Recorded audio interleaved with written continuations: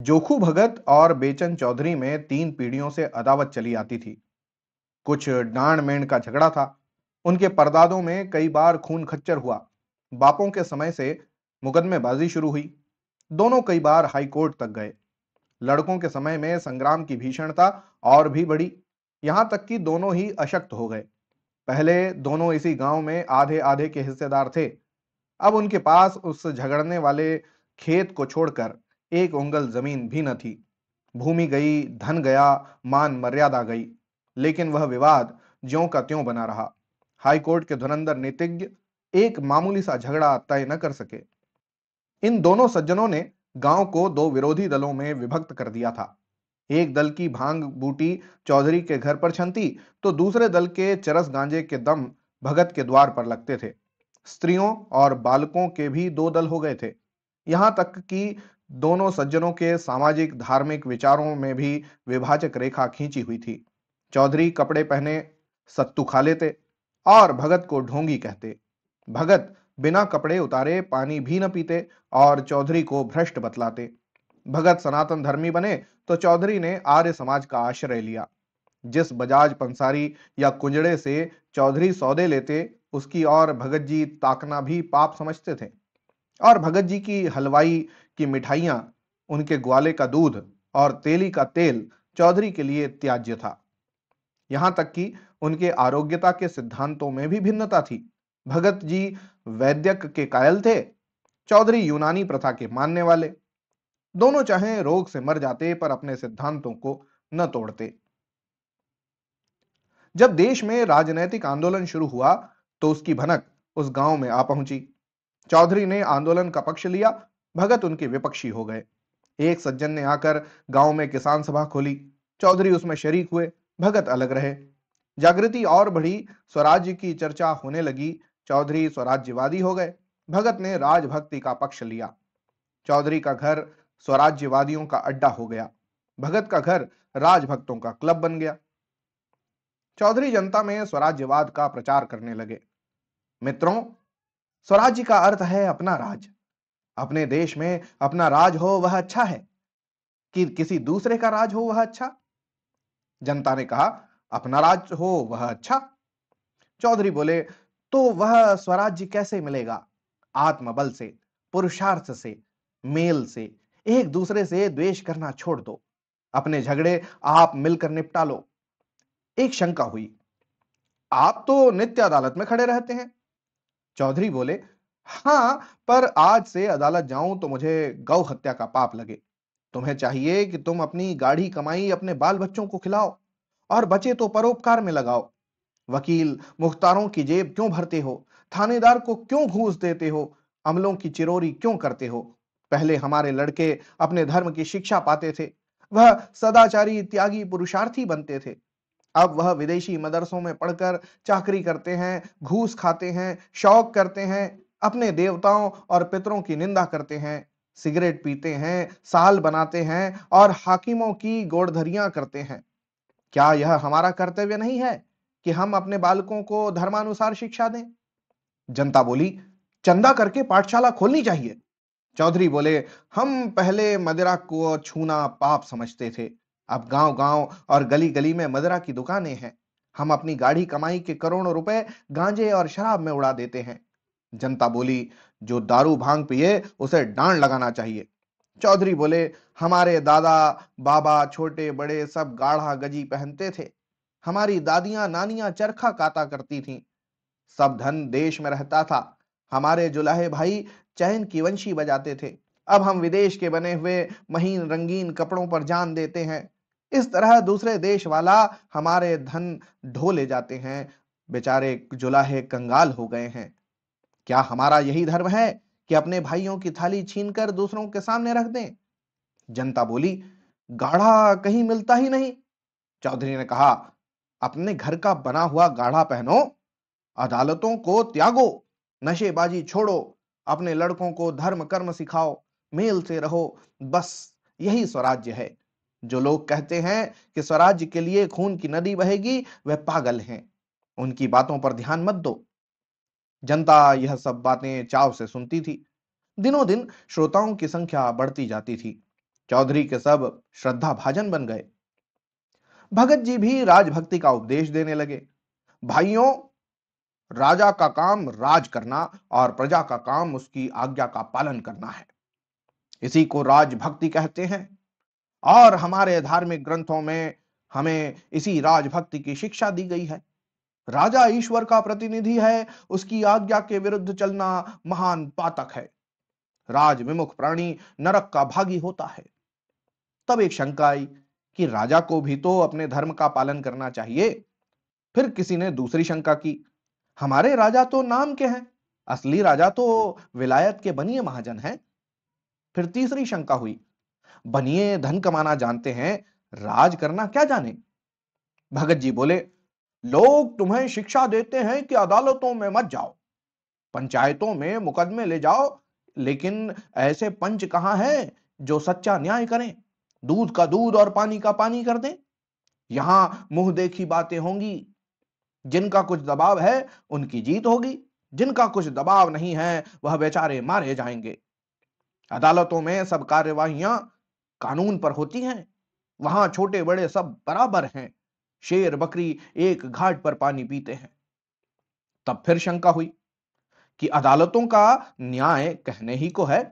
जिसके पास बने हुए गवाह और दाव पेच खेले वाले वकील होते हैं उसी की जीत होती है। झूठे सच्चे की परख कौन करता है? हाँ, हैरानी अलबत्ता होती है। भगत जी बोले, कहा जाता है कि विदेशी चीजों का व्यवहार मत करो, यह गरीबों के साथ घोर अन्याय है। हमको बाजार में जो चीज सस्ती और अच्छी मिले वह लेनी चाहिए, चाहे स्वदेशी हो या विदेशी। हमारा पैसा सैंत में नहीं आता कि उसे रद्दी भद्दी स्वदेशी चीजों पर फेंक दें। तब फिर एक शंका सामने आई कि अपने देश में तो रहता है, दूसरे का हाथ में तो नहीं जाता। दूसरी शंका यह आई कि अपने घर में अच्छा खाना न मिले तो क्या विजातियों के घर का अच्छा भोजन खाने लगेंगे? भगत जी बोले, लोग कहते हैं कि लड़कों को सरकारी मदरसों में मत भेजो। सरकारी मदरसों में न पढ़ते तो आज हमारे भाई बड़ी बड़ी नौकरियां कैसे पाते, बड़े बड़े कारखाने कैसे बना लेते। बिना नई विद्या पढ़े अब संसार में निबाह नहीं हो सकता। पुरानी विद्या पढ़कर पत्र देखने और कथा बांचने के सिवाय और क्या आता है? राजकाज क्या पट्टी पोथी बांचने वाले लोग करेंगे? फिर एक शंका आई, हमें राजकाज न चाहिए, हम अपनी खेती बाड़ी में ही मगन हैं, किसी के गुलाम तो नहीं है। फिर किसी ने कहा, जो विद्या घमंडी बना दे उससे मूर्ख ही अच्छा।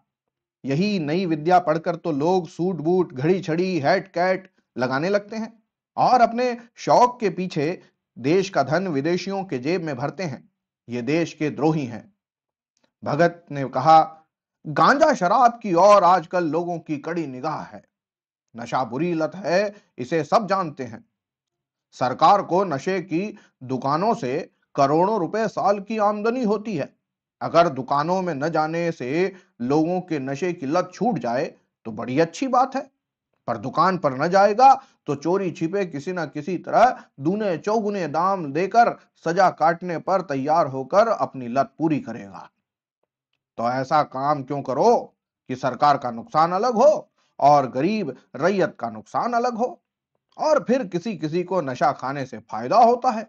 मैं ही एक दिन अफीम ना खाऊं दोस्तों तो गांठों के दर्द होने लगे, दम उखड़ जाए और सर्दी पकड़ ले। फिर एक आवाज सामने से आई, शराब पीने से बदन में फुर्ती आ जाती है। किसी ने शंका की, सरकार अधर्म से रुपया कमाती है, उसे यह उचित नहीं। अधर्मी के राज में रहकर प्रजा का कल्याण कैसे हो सकता है? फिर किसी ने शंका की, पहले दारू पिलाकर पागल बना दिया, लत पड़ी तो पैसे की चाट हुई।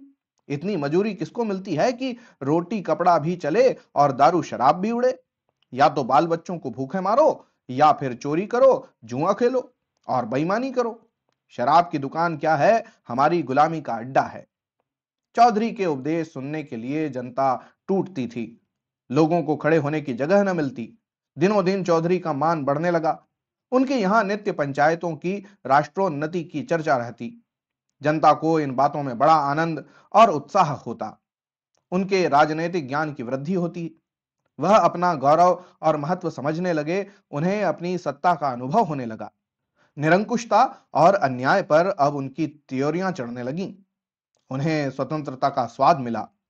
घर की रुई, घर का सूत, घर का कपड़ा, घर का भोजन, घर की अदालत। ना पुलिस का भय, ना अमला की खुशामद। सुख और शांति से जीवन व्यतीत करने लगे। कितनों ही ने नशेबाजी छोड़ दी और सद्भावों की एक लहर सी दौड़ने लगी। लेकिन भगत जी इतने भाग्यशाली न थे। जनता को दिनों दिन उनके उपदेशों से अरुचि होती जाती थी। यहां तक कि बहुधा उनके श्रोताओं में पटवारी, चौकीदार, मुदर्रिस और इन्हीं कर्मचारियों के मित्रों के अतिरिक्त और कोई ना होता था। कभी कभी बड़े हाकिम भी आ निकलते और भगत जी का बड़ा आदर सत्कार करते। जरा देर के लिए भगत जी के आंसू पुंज जाते, लेकिन क्षण भर का सम्मान आठों पहर के अपमान की बराबरी कैसे करता। जिधर निकल जाते उधर ही उंगलियां उठने लगती। कोई कहता खुशामदी टट्टू है, कोई कहता खुफिया पुलिस का भेदी है। भगत जी अपने प्रतिद्वंदी की बड़ाई और अपनी लोक निंदा पर दांत पीस पीस कर रह जाते थे। जीवन में यह पहला ही अवसर था कि उन्हें सबके सामने नीचा देखना पड़ा। चिरकाल से जिस कुल मर्यादा की रक्षा करते आए थे और जिस पर अपना सर्वस्व अर्पण कर चुके थे, वह धूल में मिल गई। यह दाहमय चिंता उन्हें एक क्षण के लिए चैन न लेने देती। नित्य समस्या सामने रहती कि अपना खोया हुआ सम्मान क्यों कर पाऊं, अपने प्रतिपक्षी को क्यों कर पद दलित करूं, कैसे उसका गुरूर तोड़ूं। अंत में उन्होंने सिंह को उसी की माद में पछाड़ने का निश्चय किया। संध्या का समय था। चौधरी के द्वार पर एक बड़ी सभा हो रही थी। आसपास के गांवों के किसान भी आ गए। हजारों आदमियों की भीड़ थी। चौधरी उन्हें स्वराज्य विषयक उपदेश दे रहे थे। बार बार भारत माता की जय जयकार की ध्वनि उठती थी। एक और स्त्रियों का जमाव था। चौधरी ने अपना उपदेश समाप्त किया और अपनी जगह पर बैठे।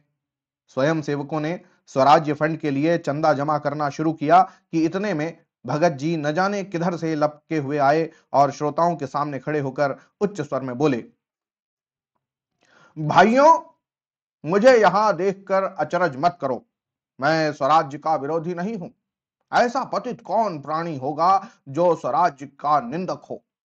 लेकिन इसके प्राप्त करने का यह उपाय नहीं है जो चौधरी ने बताया है और जिस पर तुम लोग लट्टू हो रहे हो।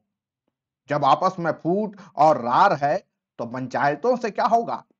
जब विलासिता का भूत सिर पर सवार है तो नशा कैसे छूटेगा, मदिरा की दुकानों का बहिष्कार कैसे होगा।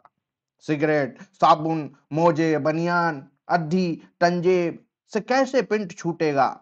जब रोब और हुकूमत की लालसा बनी हुई है तो सरकारी मदरसे कैसे छोड़ोगे।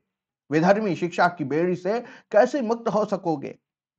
स्वराज्य लेने का केवल एक ही उपाय है, वह है आत्म संयम।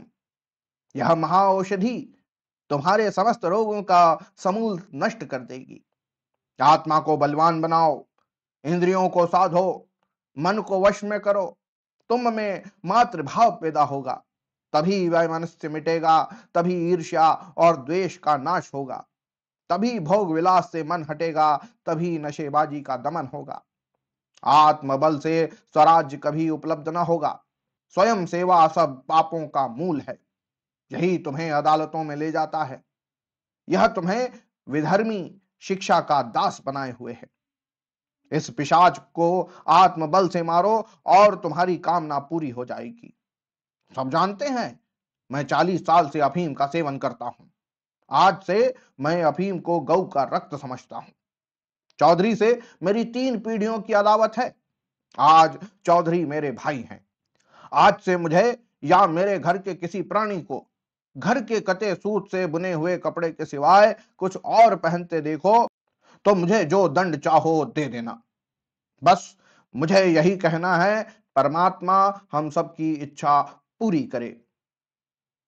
यह कहकर भगत जी घर की ओर चले कि चौधरी दौड़कर उनके गले से लिपट गए।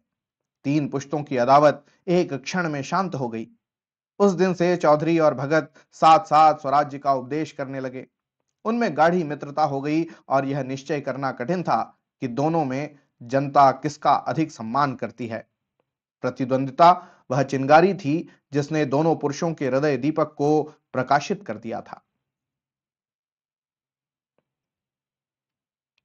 तो ये थी आज की कहानी, लाख डांट। लोगों में किस तरह से लगी हुई थी और किस तरह से फिर डटी। अब दोनों एक दूसरे के पूरक हो गए, जो एक दूसरे के प्रतिस्पर्धी थे।